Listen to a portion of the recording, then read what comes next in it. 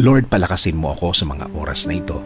Bigyan mo pa ako ng maraming inspirasyon para makamove on sa buhay ko. Ako ngayon, Lord, ay nakalubog sa isang problema na hindi ko lubos maisip kung bakit dumating sa aking buhay ito. Nalilito at parang nawawala na ako. Parang walang makapitan.